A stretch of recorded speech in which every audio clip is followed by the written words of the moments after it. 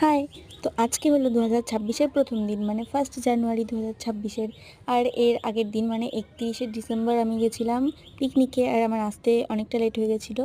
তো যার কারণে আমার ঘুম থেকে উঠতেও দেরি হয়ে যায় অনেক। তবে আমি ঠিক টাইমেও তাও যা উঠেছিলাম, কিন্তু আমার ল্যাদ খেতে, খেতে বেজে গেছিলো অনেকক্ষণ। তারপর 10:30-11টার দিকে আমি ছাদে এসে একটুক্ষণ ঢং দেখাচ্ছিলাম, চুলটাকে ঠিক করছিলাম। তো তারপর ব্রাশ করতে গেলাম।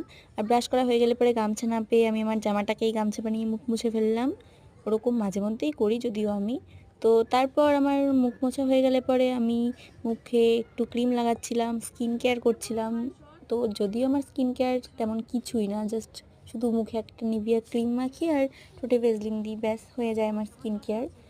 আর তার তারপর তো আমি স্কিন কেয়ার করা কমপ্লিট করে দেখলাম যে চুলটা ভিজে একদম কাকের বাসার মতো হয়ে গেছে। তো তার জন্য আমি কাকের বাসাটা ঠিক করলাম, মানে চুলটাকে ঠিক করলাম আমি। আর তারপর চশমাটা পরে আবার ঢং দেখাতে শুরু করলাম। 1 ঘন্টা ধরে আমি চুলটাকে ঠিক করলাম।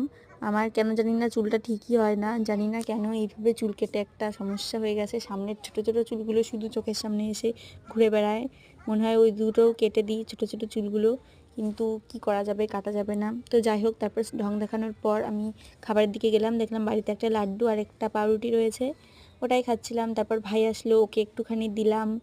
তারপর এভাবেই ল্যাদ খাচ্ছিলাম সারাদিন। দিনটা খুব ল্যাদ করছিল, একটুও ভালো লাগছিল না। তো তারপর আমার চুলের অবস্থা ঠিক কিছুটা এরকম হয়ে গেছিলো। তো যাই হোক, সবাইকে জানাই নতুন বছরের অনেক অনেক শুভেচ্ছা। ভালো থেকো সবাই, বাই।